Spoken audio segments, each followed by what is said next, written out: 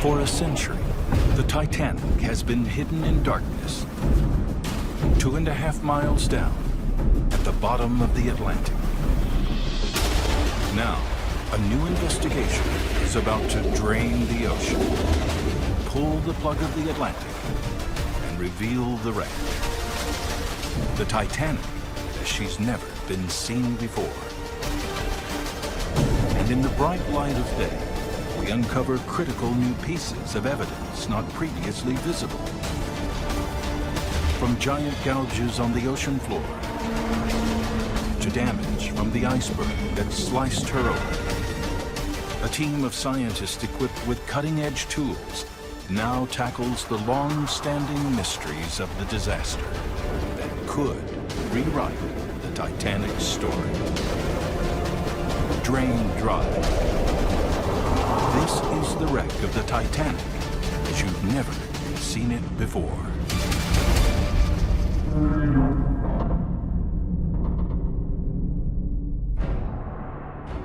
It's the most infamous ship in all history, the Titanic.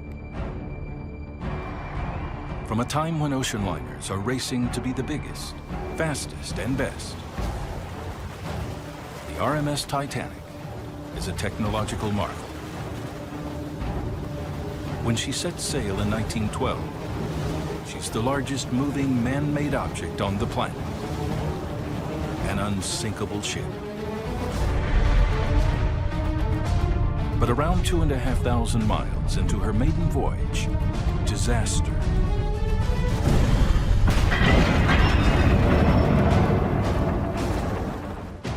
"1,500 passengers and crew dragged down to the icy depths.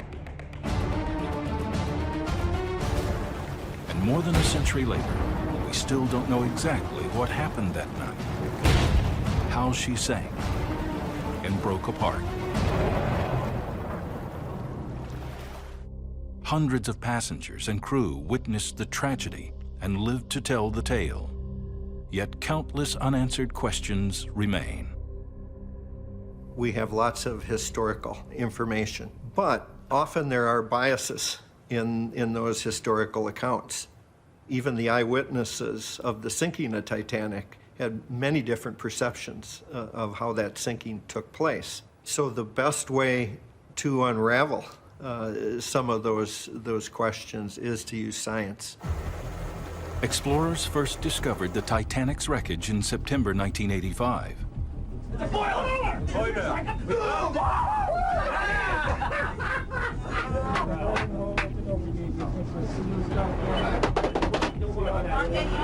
Since then, more than 20 expeditions have gone back to the ship.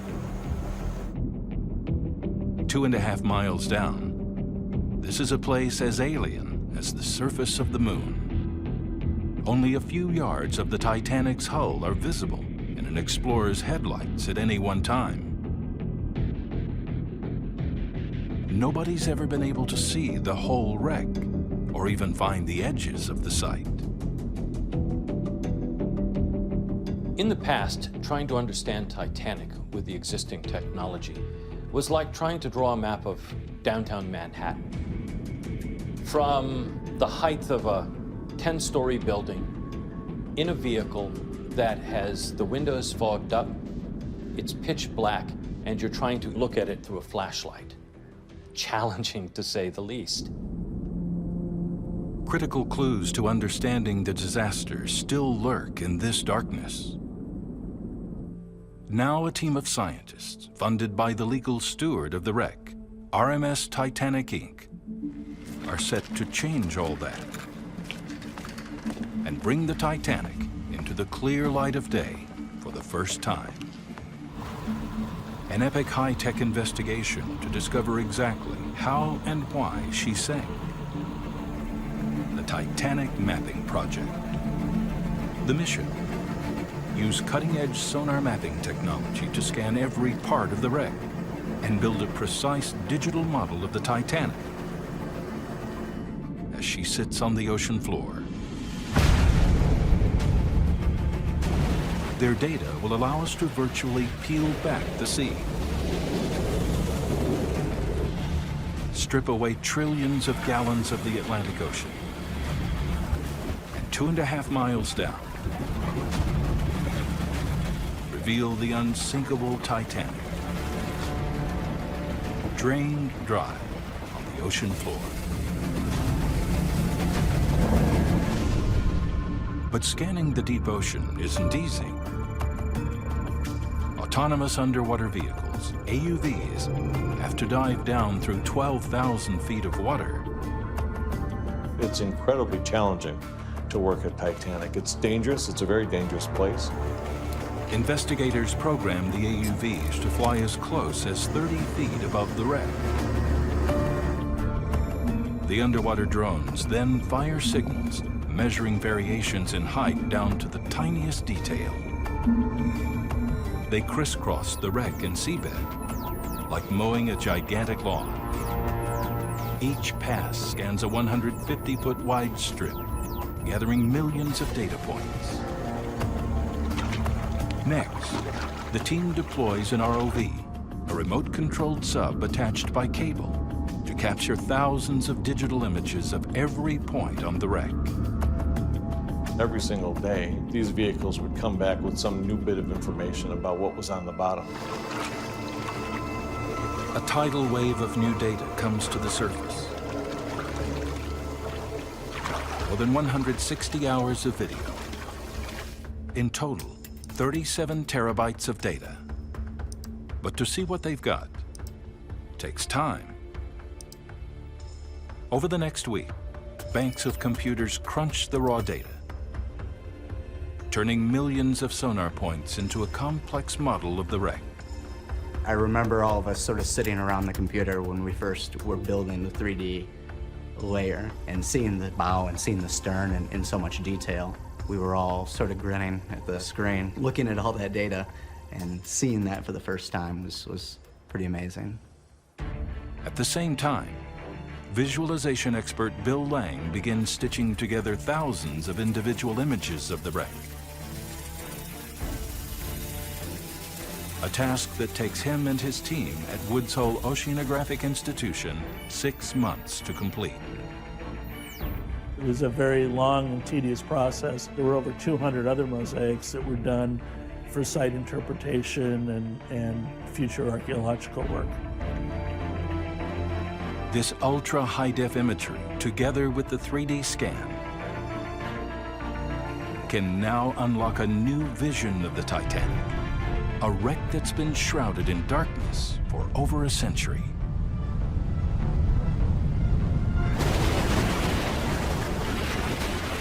It's been 4 years in the making. But now we can strip bare an extraordinary landscape. Pull the plug from the Atlantic. 2.5 miles down, giant walls of steel tower into the sky. Sunlight hits her decks once more, and countless clues to the disaster start to emerge.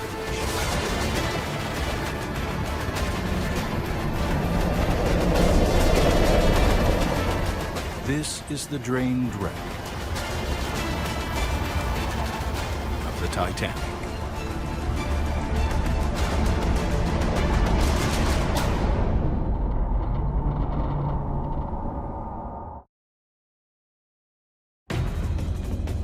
We've drained the Titanic. And for the first time, we can see the ship in its entirety in unprecedented detail. Now investigators can map out the site's boundaries. And archaeologists get an overview of a wreck that's been hidden for more than 100 years.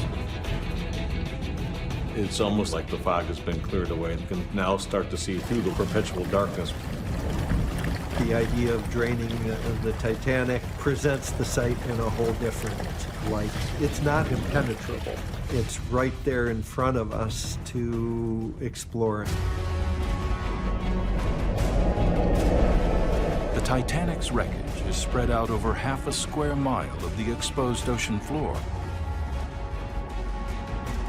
an area of some 200 soccer fields.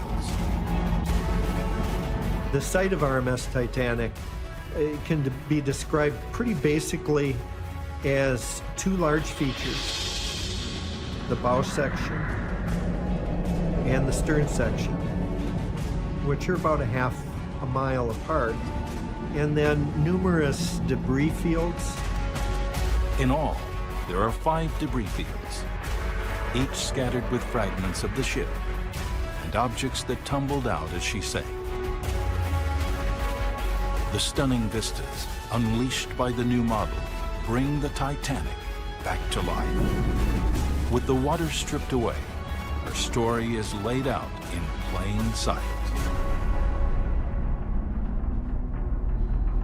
People think science is above emotion. You know, when you're looking at the boat deck where you know so many people said goodbye to one another, these are important points on that ship. The guardrails, where on that freezing night, fathers hugged their children, set them in the lowering lifeboats, and leaned out to catch a final glimpse of their loved ones. Portholes, where passengers trapped below deck saw the starry sky for the last time as the ship slipped beneath the waves. And even the mast of the crow's nest, where lookout Frederick Fleet's voice shattered the silence of the night as he first spotted the looming iceberg. The Titanic's iconic 8.5-ton anchors, still in place, gleam in the bright daylight for the first time in over a century. And with the ocean now sucked dry, her enormous bow section towers above the seabed. Despite the violence of the sinking and all that time on the bottom, what's inside that bow in particular is still a ghostly sense of the ship that was. Inside the bow were many of the most luxurious of the ship's features. The grand staircase, running the height of 5 decks. The heated swimming pool, reserved for first-class passengers only. And a state-of-the-art gym, positioned right up on the boat deck. The model reveals just how intact this section of the ship really is. Embedded in the exposed ocean floor, almost perfectly upright, the ghostly shell of the Titanic seems to be sailing across the seabed, her prow parting the mud almost like water. With 40 feet of the bow above the ocean floor, a full 60 feet must be buried, equivalent to a 6-story building. Using the depth to which it carved into the seabed, investigators are refining their calculations of the impact speed. Its descent was very smooth. It had its aerodynamic nose facing into the direction of travel. So there was no tumbling. It was not particularly violent until the very last moment. Once separated from the rest of the ship, the bow sank first at about 35 miles per hour at an angle of 15 to 30 degrees. Its impact with the seafloor was like a gigantic 31,000-ton truck slamming into a snowdrift. When the bow finally reached the bottom, it plowed in to the dirt almost all the way up to the anchors. With the darkness of the deep drained away, it's crystal clear. Here, the impact is frozen in time. The investigation is still probing the data, hoping to learn more about how the bow reached the bottom. And the fact that the bow's intact means that they can also examine the most iconic mystery of the Titanic, the iceberg impact. The official 1912 accident report seems to suggest the iceberg tore a gigantic 300-foot gash in the ship's right-hand side, ripping open more than a third of her entire hull.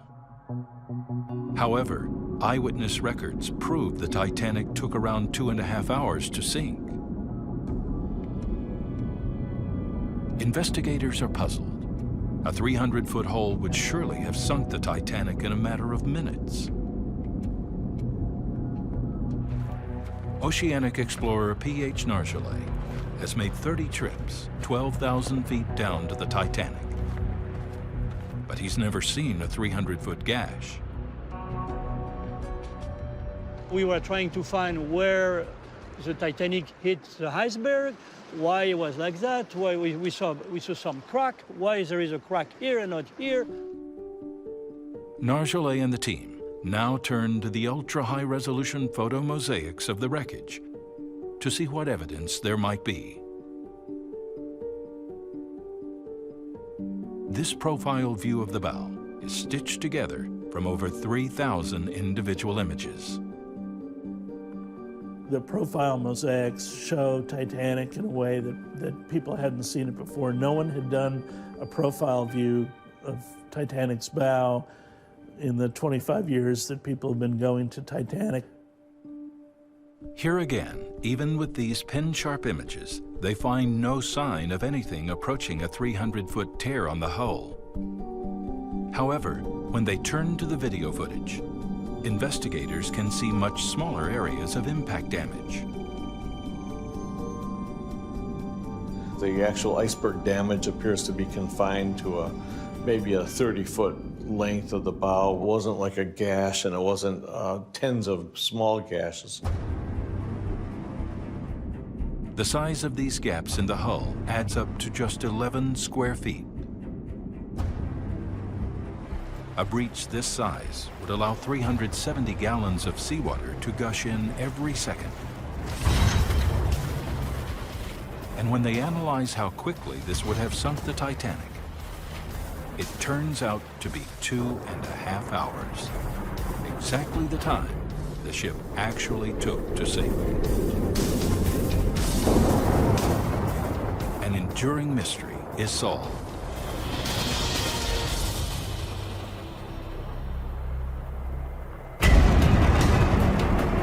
The investigations further confirmed that the giant gash is fiction, and that the iceberg made only small punctures below the waterline that together were enough to trigger disaster. But for the team, there's an even bigger question looming that our new model could shed light on. When and where did the ship get torn in half? How did her bow become separated from her stern by a staggering 2,000 feet? The answer is here in broad daylight on the drained seafloor, in the exposed wreck of the Titanic.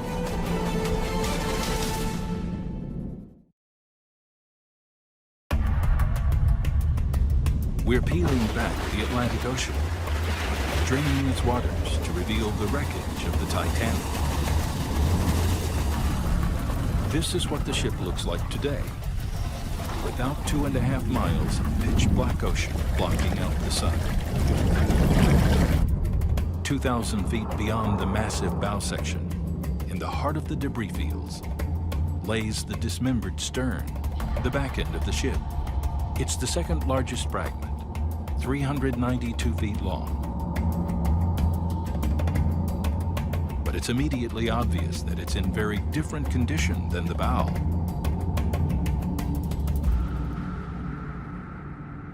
The stern is a mess. It looks like it's been ripped up like confetti.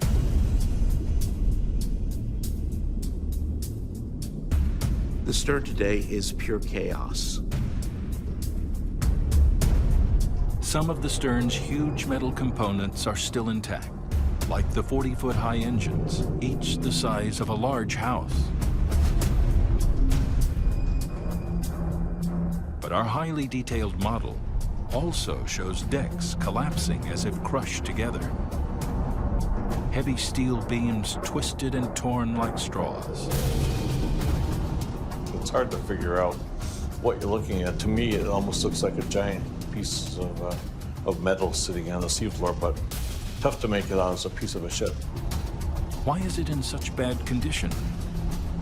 Investigators have struggled to fully explain this. The stern section has its problems in interpretation because it's so completely broken up. But within the model, there's a vital clue, something that could unlock the stern's violent story.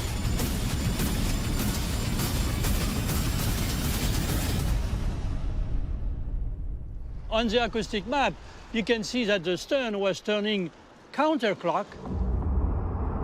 It's a massive mark carved into the seabed when the stern made impact. Scientists can now read the tracks and interpret how the stern impacted the seafloor.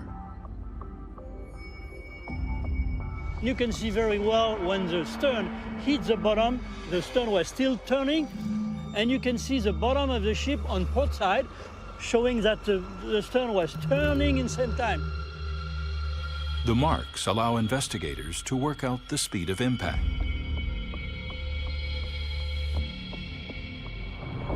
It turns out that the stern was moving through the water at 50 miles per hour.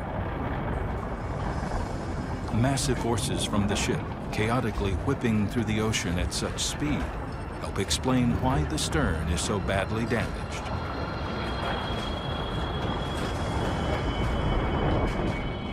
While the hydrodynamic bow sliced cleanly through the water and remained largely intact. If you have a plane that's damaged in flight, the air will get under the skin of the plane and rip pieces off. The same thing would likely have happened with the Titanic's rapidly disintegrating stern. At first, large chunks came off, and then once the structure resisted, small pieces like confetti started to fly away. Investigators think high-pressure water may then have found a route into the ship's internal structure, slamming into its interior walls. Once the hull is separated from the frames, water will blast through. It'll form a ram. All those interior walls were wooden, and they didn't stand a chance. The water started coming through at full force. They were pulverized. To the team, this is more evidence of why the stern now looks like a massive car wreck, while the bow section remains intact. It's another answer to the mystery. The investigation has now clarified how the two main sections of the ship reached the bottom. It's also shown how they impacted and why they look so completely different. But there's still one major question to tackle. How and when did the Titanic break apart?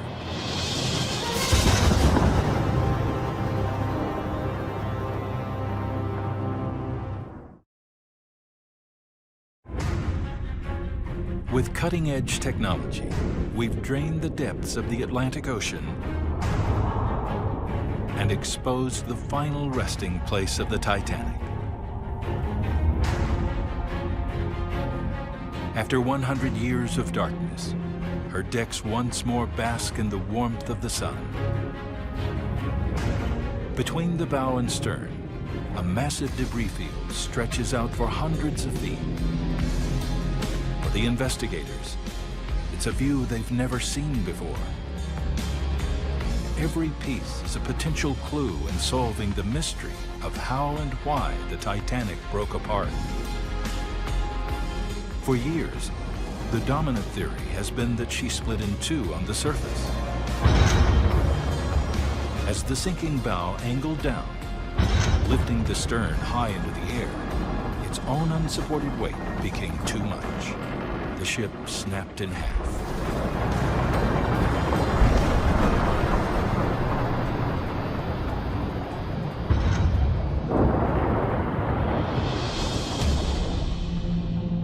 But with the ocean now drained away, new clues are emerging that could challenge that theory.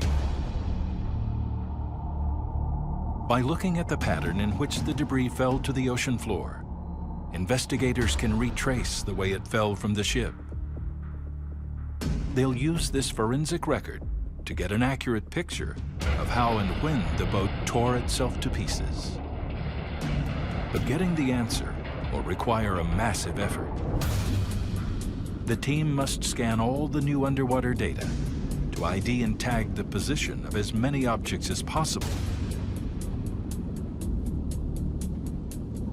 and build a massive digital map of the artifacts from the ocean floor.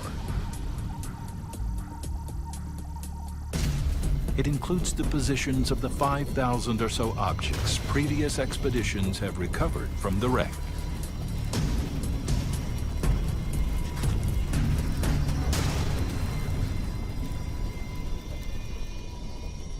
It's a catalog of treasures, ornate statues from the ship's grand stairway, chandeliers that once hung in the first-class smoking room, the finest crockery from the ship's best restaurant.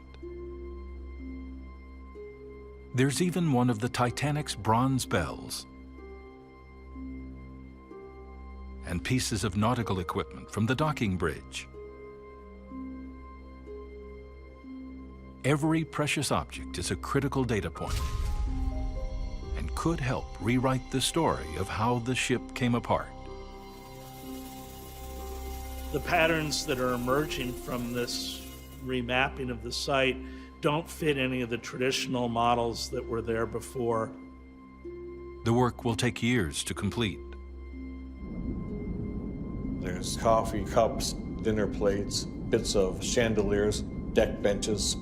It's full of objects from the ship, but also personal objects as well. Each data point on the map is also a story in itself, a touchstone that reveals a detail of a human life. These were all real people who had lives, who had people who loved them, families who were impacted by what happened on that night. Some artifacts are highly personal, delicate jewelry that may have once graced the neck of a society lady, and perfume bottles with their precious liquid still inside.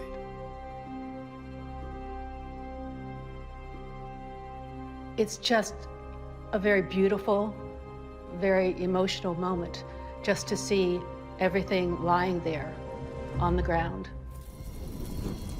It's a visual story of that tragedy. After years of research, Alex Klingelhofer is now able to tie some of these belongings to specific named individuals.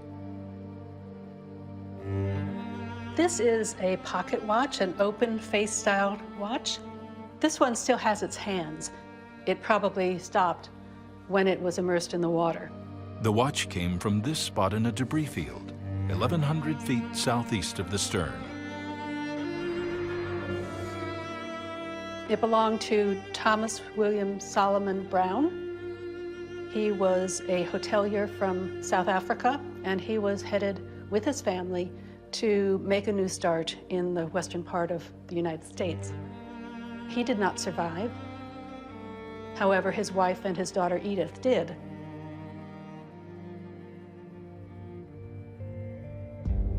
Other passengers left behind written traces of their lives, still legible after a century in the water. A notebook found 780 feet from the stern in the west debris field belonged to a young third-class passenger, Edgardo Samuel Andrew. He was 17 years old. When you look at his belongings, you find school books. You can still see the writing in here, even though it's quite stained. He used a pencil, and the pencil has remained legible. Here, on this page, he's writing his name, I guess practicing writing his name in the correct way. You begin to see just this young boy going third class by himself to America. Edgardo was hoping to make a better life for himself, like so many immigrants traveling to the New World. Unfortunately, Edgardo did not survive the voyage. That's why this is perhaps such a heartrending object, because it's his last notations He's finished with school, he throws his school books into this suitcase, and he heads off to America. And that's the last that we hear of him. There are many more objects the team hopes to examine further, some with the potential to flesh out the human face of the tragedy. Oftentimes, history swallows up the ordinary folks. All of us, we just tend to go away. Archaeological sites give us an opportunity to correct that. Now that the investigation has defined this ghostly place as an archaeological site, it will help them protect the Titanic's story for generations to come. Each of the priceless artifacts is part of a mosaic of tragic stories that together form a picture. The fully mapped debris field is at last ready to give investigators the crucial answer they've long been waiting for.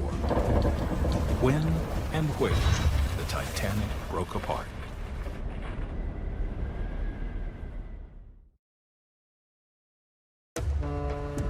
In the 2.5 hours it took the Titanic to sink, more than 700 people made it off the ship and into lifeboats. Hundreds of these survivors witnessed the sinking. Yet there's always been disagreement about how and when the ship broke apart.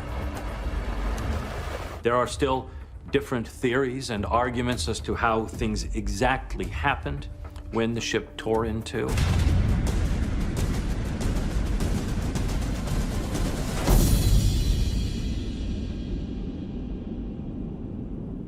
Now, some investigators think the new data could prove once and for all what really happened. In recent years, the dominant theory has been that the breakup occurred while the Titanic was still on the surface. We know from eyewitnesses that the stern tilted up out of the water as she sank. Some experts have argued this created immense stresses, tearing the ship in two. But Bill Lang now thinks otherwise. According to him, the new data paints a different picture. On the drained ocean floor are all the clues he needs. To Bill's trained eye, there's nothing random about the patterns of the debris field. Like blood spatters at a crime scene, they tell a story. Now flooded in daylight for the first time, with every last corner of the debris field scanned and analyzed, he can work out how the Titanic really sank. It's going to tell us a lot more about what happened to the ship after it left the surface, made this 2.5-mile descent to the seafloor, and hopefully tell us more about what happened to Titanic during its breakup. For Bill, the new images of the exposed ocean floor make a key piece of evidence visible for the first time.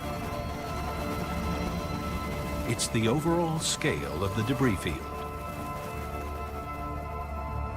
The new survey definitively maps the site, and for the first time, investigators can see its precise dimensions. Not quite the size they expected.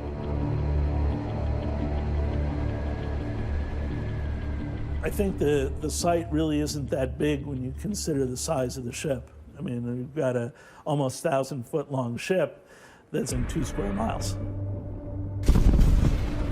If the ship had fully separated on the surface, Bill thinks there'd be a much larger scatter area. Considering that it fell a few miles through the water column, I think that the scattering of artifacts is rather small. The lower in the water the separation, the less distance for debris to spread out as it falls, and the more compact the pattern on the ocean floor. It's a straightforward argument. And for Bill, it's evidence the ship separated much deeper in the water than previously thought. It's the only way he can explain the small scatter pattern. One of the most important things I think that's come out of this is that the ship may not have broken up as fast and as shallow as what was originally thought. And when the theory is checked against eyewitness accounts, there's more evidence. The survivors with the best position to see any breakup were 3 men on the aft boat deck. Their statements recall the funnels falling away from the ship, but no large-scale disintegration, and certainly no snapping in two. Bill and his colleagues around the country have much more work to do before they arrive at final proof.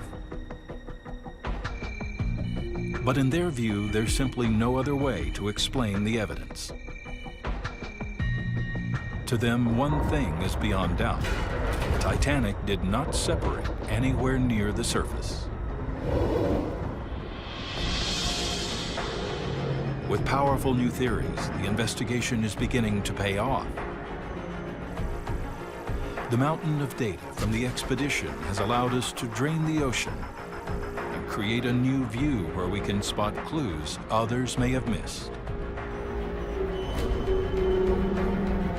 All the key events of the disaster left traces on the wreckage or on the seabed. They're here for us to see. Clues that are bringing the final mysteries of the Titanic to crisp focus. While investigators now have a sharper understanding of the history of the wreck, there's one key mystery they still hope to unravel. What will happen to the Titanic in the future?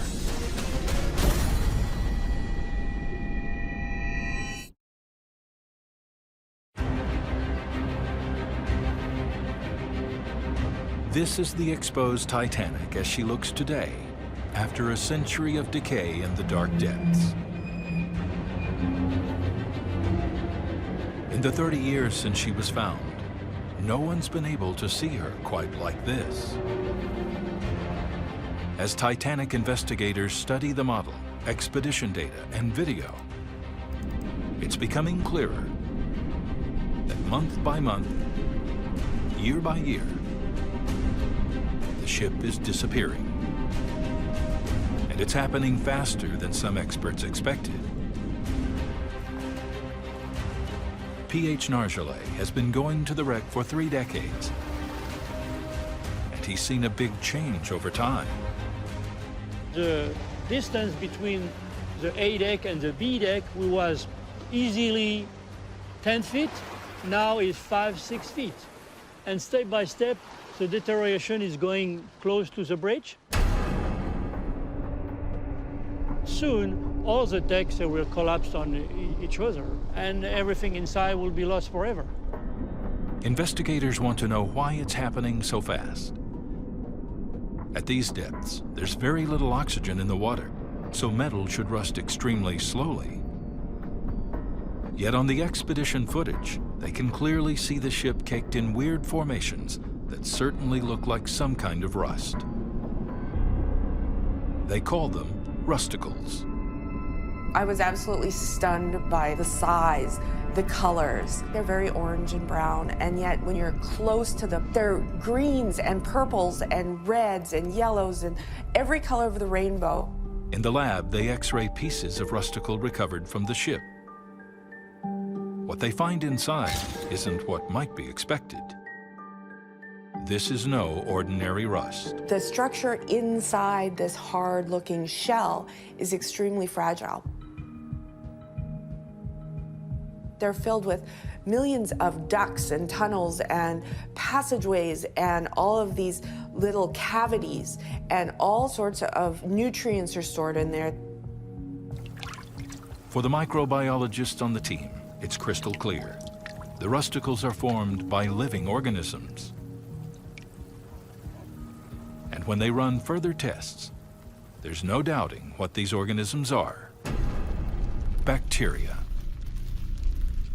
We found 5 different communities of bacteria living inside a rusticle, and then you've got another community living on the outside. Makes them a very complex little beast. Some of these little beasts are anaerobic bacteria, life forms that don't need oxygen to survive. Instead, For their energy supply, they extract iron and minerals from the ship's metalwork. Like a swarm of microscopic piranhas, billions upon billions of them are feeding on the wreck.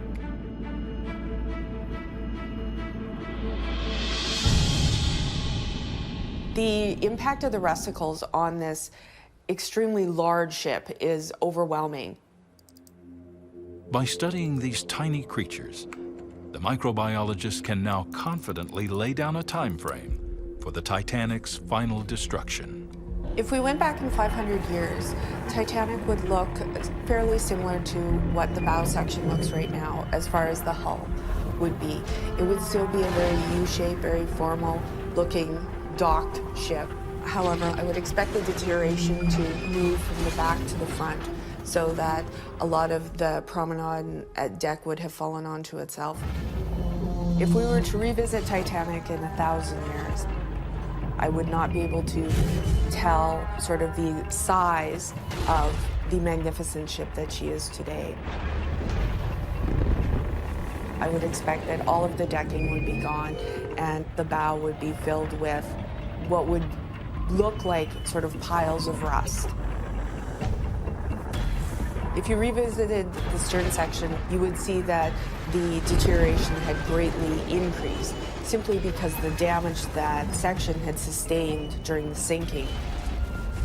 The bacteria would have taken girders and basically had encrusted them in rusticles and deteriorated to the point of being a pile of iron ore at the bottom of the seafloor. Long before that happens, the Titanic's custodians will have to make tough decisions. What do we do? Do we stand by and allow the bow section to collapse upon itself?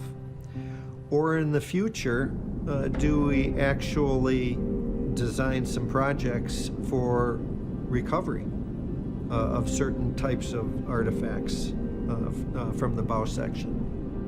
But any suggestion of bringing up more artifacts is controversial.